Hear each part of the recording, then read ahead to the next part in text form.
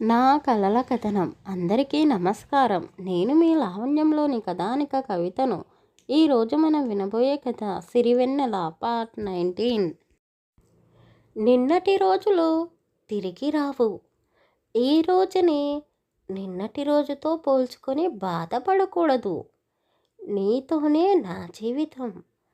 నిన్ను నేను ఎప్పుడూ ఇబ్బంది పెట్టను. అందరిలాగా నాకు ప్రేమ మాటలు చెప్పడం రాదు. ప్రేమను ఎలా చూపించాలో కూడా తెలీదు. ఇన్ని రోజులు నువ్వు నా ఆలోచనలతోనే ఎన్నో నిద్రలేని రాత్రులు గడిపి కన్నీళ్లు పెట్టుకున్నది చాలు. ఇప్పటి నుండి నేను నిన్ను కంటతడి పెట్టకుండా చూసుకుంటాను అని అతను అనగానే వెన్నెల ఎంతో మురిసిపోయింది. మాటలు రావు అంటూనే మాయ చేసేస్తున్నావు. ప్రేమగా ఎన్నో మాటలు చెబుతున్నావు.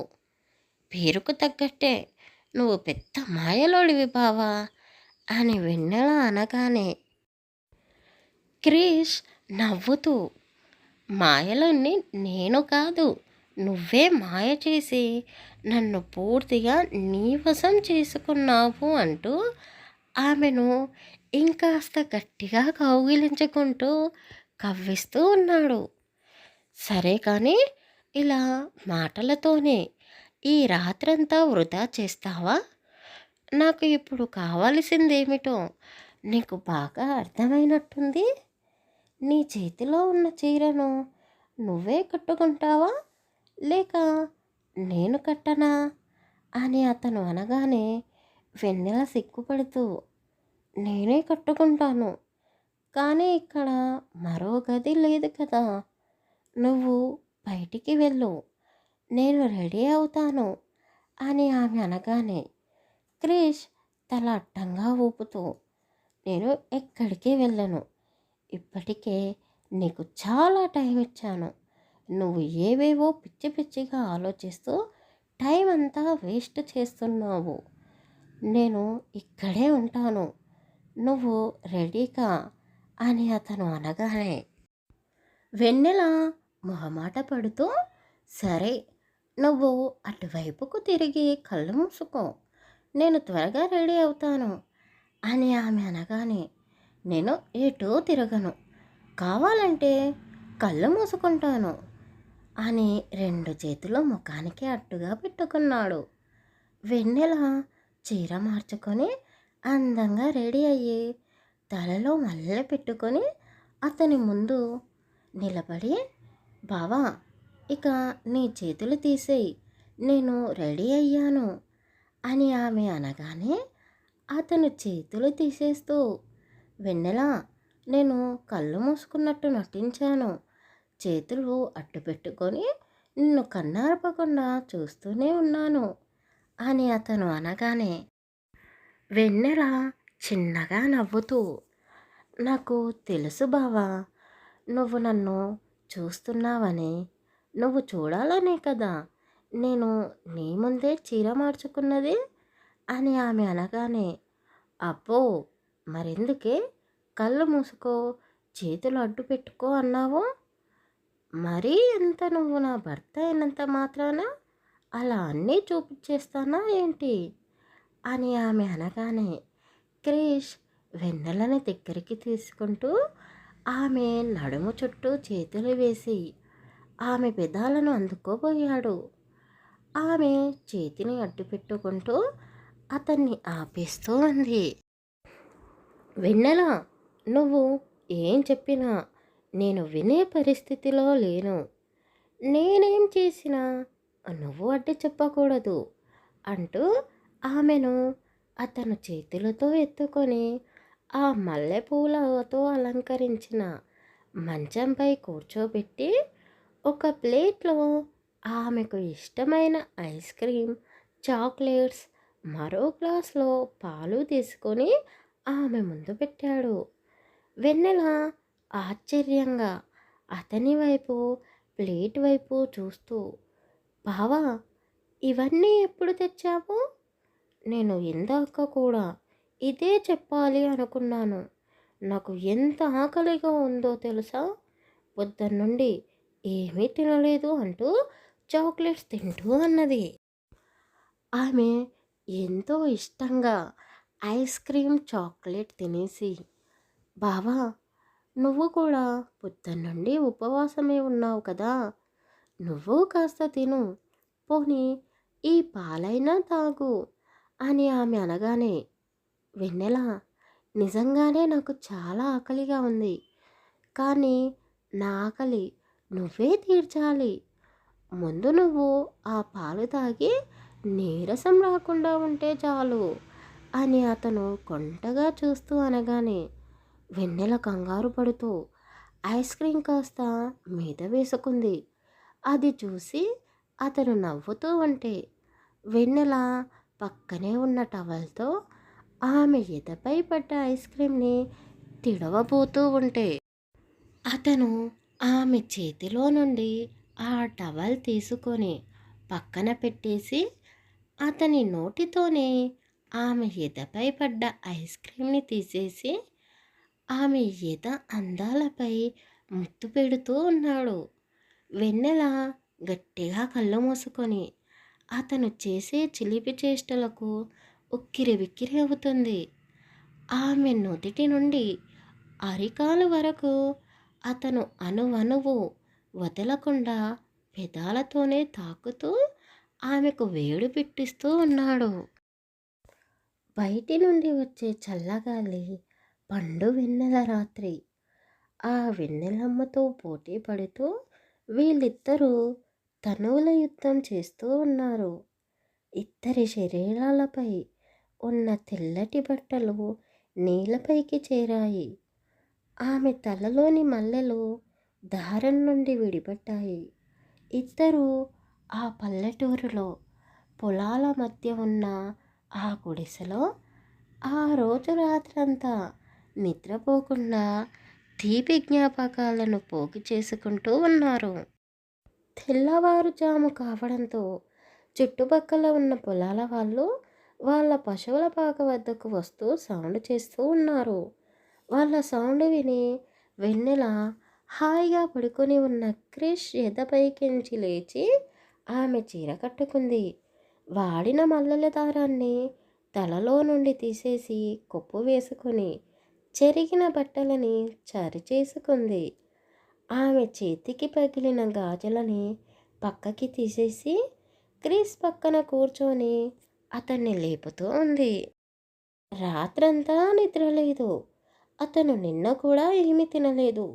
దానివల్ల నీరసంతో అలాగే పడుకొని పోయాడు. వెన్నెల ఎంత లేపినా లేవకపోవడంతో పక్కనే ఉన్న వాటర్ బాటిల్ తీసుకొని అతనిపై నీళ్లు పోసేసింది. అతను పైకి లేస్తూ, ఒసేయ్ రాక్షసి, ఏంటే పొద్దు పొద్దున్నే నన్ను తడిపేస్తున్నావు అని అనడంతో వెన్నెల అతని నోరు మూసేస్తూ, ఇష్ బావా, గట్టిగా అరవకు, ఇక్కడికి అందరూ వచ్చేస్తున్నారు, మనం వెంటనే ఇంటికి వెళ్ళిపోదాం పదా అని ఆమె అనగానే, అయ్యో పిచ్చి వెన్నెల, ఇది మన పొలం, ఇది మన పాక, ఇక్కడికి ఎవరు వస్తారే అని అతను అనగానే, అయ్యో బావా, మర్చిపోయావా, మామయ్య కూడా పొద్దున్నే లేచి పొలానికి వస్తాడు కదా, మనమిద్దరం ఇక్కడ ఇలా కనిపిస్తే మామయ్య ఏమనుకుంటాడో అని వెన్నెల అనగానే, క్రిష్ తల పట్టుకుంటూ, అయ్యయ్యో, నేను మర్చిపోయాను, అమ్మ చెప్పింది నాన్న ఉదయమే ఇక్కడికి వస్తాడు అని, ఇప్పుడు ఎలా, ఇవన్నీ తీసేయాలి అని క్రిష్ కంగారు పడుతూ అనగానే, అయ్యో బావా, నువ్వు కంగారు పడకు, నేను అన్నీ తీసేశాను, ముందు నువ్వు బట్టలు వేసుకో, నేను ఈ మంచంపై ఉన్న పూలన్నీ తీసేస్తాను అని ఆమె చెప్పగానే క్రిష్ బట్టలు వేసుకునేలోగా వెన్నెల ఆ మంచంపై ఉన్న పూలన్నీ తీసేస్తూ రాత్రి జరిగింది గుర్తు చేసుకొని ముసిముసిగా నవ్వుకుంటూ ఉంది. అది చూసి క్రిష్ కూడా నవ్వుకుంటూ ఆమెని హత్తుకొని, వెన్నెల, థ్యాంక్స్, నా జీవితంలో ఇంతటి సంతోషాన్ని నింపినందుకు అని అతను అనగానే వెన్నెల కూడా అతన్ని గట్టిగా హత్తుకుంటూ, బావా, ఇక ఇంటికి వెళదాము. ఎవరైనా మనల్ని ఇలా చూస్తే ఏమనుకుంటారో? నేను అస్సలు తలెత్తుకోలేను అని వెన్నెల అనగానే క్రిష్ నవ్వుతూ, ఒసేయ్ పిచ్చిమొద్దు, మనమిద్దరం భార్యాభర్తలం, మనల్ని ఎవ్వరూ తప్పు పట్టరు, నువ్వు అంతలా వర్రీ కాకు, నేనున్నాను కదా అంటూ ఆమెను తీసుకొని కార్ స్టార్ట్ చేసుకొని ఇంటికి వెళ్ళిపోయాడు. ఇంటికి వెళ్ళగానే వెన్నెల ఇంట్లోని పనులన్నీ చేస్తూ బయట వాకిట్లో కల్లార్పి చల్లుతూ ఉంటే క్రిష్ ఆమెకు సాయం చేస్తూ ఉన్నాడు. పనులన్నీ పూర్తి చేసుకొని వెన్నెల స్నానానికి వెళుతూ ఉంటే క్రిష్ కూడా ఆమెతో పాటే స్నానం చేస్తాను అన్నాడు. వెన్నెల కళ్ళు పెద్దగా చేసి అతని వైపు చూస్తూ, ఏంటి బావా, రాత్రంతా చేసింది సరిపోదా? అయినా ఇప్పుడు అత్తయ్య మామయ్య వస్తారు, మనమిద్దరం కలిసి స్నానం చేస్తున్నామని తెలిస్తే వాళ్ళు ఏమనుకుంటారు అని వెన్నెల అనగానే క్రిష్ ఆమె తలపై ఒక్కటి వేస్తూ, ఏంటే పొద్దునుండి చూస్తున్నాను, వాళ్ళేమనుకుంటారో వీళ్ళేమనుకుంటారో అంటూ నన్ను దూరం పెడుతున్నావు.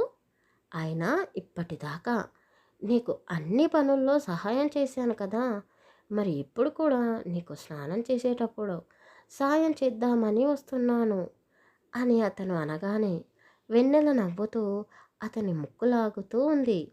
అప్పుడే క్రిష్ వాళ్ళ అమ్మా నాన్న ఇంటికి రావడంతో వాళ్ళిద్దరినీ అలా చూసి వాళ్ళు మొహమాట పడుతూ వాళ్లకు వినపడేలా గట్టిగా మాట్లాడుకుంటూ లోపలికి వచ్చారు. వాళ్ళ సౌండ్ వినగానే వెన్నెల అతన్ని పక్కకు తోసేస్తూ వాష్రూంలోకి వెళ్ళి గడియ పెట్టుకుంది. క్రిష్ వాళ్ళ అమ్మతో మాట్లాడుతూ రాత్రి ఫంక్షన్ ఎలా జరిగింది అని అడుగుతూ ఉన్నాడు. అంతలోనే వెన్నెల రెడీ అయ్యి బయటికి వచ్చి అందరికీ టిఫిన్ చేసి పెట్టింది. వెన్నెల చేసిన టిఫిన్ తింటూ అందరూ కబుర్లు చెప్పుకుంటూ ఉన్నారు. క్రిష్ కాస్త ఇబ్బంది పడుతూ, నాన్న, నేను ఈరోజు సిటీకి వెళ్ళిపోతున్నాను అని తండ్రి వైపు చూడకుండానే చెప్పాడు. అతను వెన్నెల వైపు చూస్తూ, నువ్వు వెళ్తున్నావా అమ్మా అని అడిగాడు. వెన్నెల నోరు తెరిచి మాట్లాడే అంత సమయంలోనే, ఆహా, తను వస్తుంది నాతో పాటే అని క్రిష్ అనగానే సుభద్ర నవ్వుతూ, మీ ఇద్దరూ తిరిగి వచ్చేసరికి మాకు శుభవార్త చెప్పాలి అని ఆమె అనగానే వెన్నెల సిగ్గుపడుతూ గదిలోకి వెళ్ళి బట్టలు సర్దుకుంటూ ఉంది.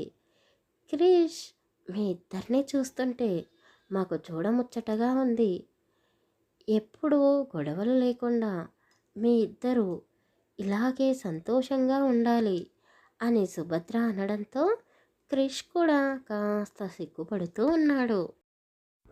వెన్నెల, నువ్వు ఇక్కడికి వచ్చినప్పుడు నీ ముఖంలో ఎంతో బాధ కనిపించింది, కానీ ఈరోజు నిన్ను చూస్తుంటే నాకే ముచ్చటేస్తుంది.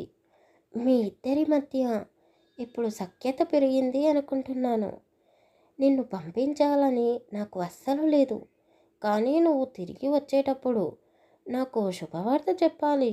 మీకు పుట్టబోయే పిల్లలు నాతో పాటే ఇక్కడే ఉంచుకుంటాను అని సుభద్ర చెప్పడంతో వెన్నెల నవ్వుతూ ఆమెను హత్తుకొని, అత్తయ్య, మీరు కోరుకున్నట్టుగానే మీ చేతిలో ఒక మనవడినో మనవరాలినో పెట్టేస్తానులే అని ఆమెకు చెప్పేసి అత్తయ్య మామయ్య దగ్గర ఆశీర్వాదం తీసుకొని క్రిష్తో పాటు కలిసి సిటీకి బయలుదేరింది. ఇంటికి వెళ్ళగానే వెన్నెల వాళ్ళ అత్తయ్య గారు వాళ్ళ కోసం పెట్టిన టిఫిన్ తీసి ఇద్దరూ తినేశారు. డ్రైవ్ చేసి క్రిష్ బాగా అలసిపోయినట్టున్నారు. తినగానే వెళ్ళి మంచంపై వాలిపోయాడు. వెన్నెల అన్నీ సర్దేసి బెడ్రూమ్లోకి వెళ్ళి, బావా, ఆఫీస్ నుండి మెయిల్ వచ్చింది, నువ్వు ఈ వర్క్ కంప్లీట్ చేయాలి అని వెన్నెల అనగానే క్రిష్ పైకి లేచి ఆమె చేతిలో ఉన్న ల్యాప్టాప్ని పక్కన పెట్టేస్తూ, అక్కడ మా అమ్మకు మాట ఇచ్చి ఇప్పుడేంటే ల్యాప్టాప్ తీసుకొని వచ్చావు అని అతను అనగానే వెన్నెల అయోమయంగా చూసింది. బావా, నువ్వు ఏమంటున్నావో నాకు అర్థం కావడం లేదు అని ఆమె అనగానే, ఆ, నీకు ఎందుకు అర్థమవుతుంది? ఏది అర్థం కాదు. మా అమ్మకు మనవడిని ఇస్తానని మాట ఇచ్చావు కదా, మర్చిపోయావా?